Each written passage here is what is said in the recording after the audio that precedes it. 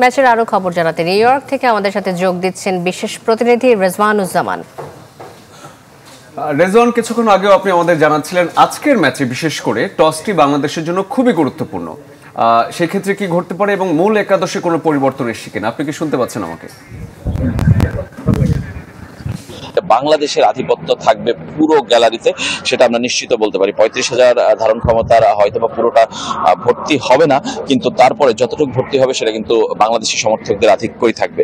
আমার সঙ্গে বেশ কজন বাংলাদেশি সমর্থক আছে, আমি একটু তাদের সঙ্গে পরিচয় করিয়ে দিতে চাই এবং কথা বলতে চাই। আপনারা সবাই কি এখানেই থাকেন?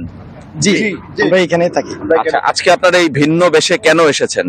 আমরা আসলে বাংলাদেশের ঐতিহ্য আমরা বুকের ভিতর লালন করি এবং আমরা এটা ছড়িয়ে দিতে চাই পুরো বিশ্বের মাঝে ইনশাআল্লাহ। আজকে মানে এই লুঙ্গি এবং গেঞ্জি, এই টি শার্ট এগুলো জোগাড় করতে আসলে কেমন, আপনাদের কি কোনো সমস্যা হয়েছে এখানে?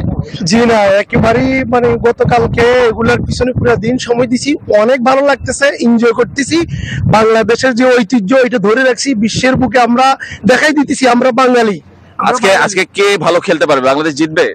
আমি আশাবাদী বাংলাদেশ জিতবে।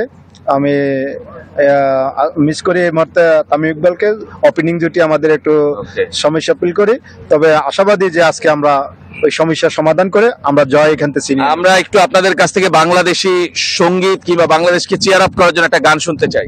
জি, বেশ বেশ বেশ সাবাস বাংলাদেশ, যাও এগিয়ে আমার বাংলাদেশ, বেশ বেশ বেশ সাবাস বাংলাদেশ, যাও এগিয়ে সাবাস বাংলাদেশ, বেশ বেশ সাবাস বাংলাদেশ, যাও এগিয়ে সাবাস বাংলাদেশ। বাংলাদেশ এগিয়ে যাক সেই প্রত্যাশায় নিউ ইয়র্ক থেকে এখন শেষ করছি। শরীফ, এটাই ছিল সবশেষ।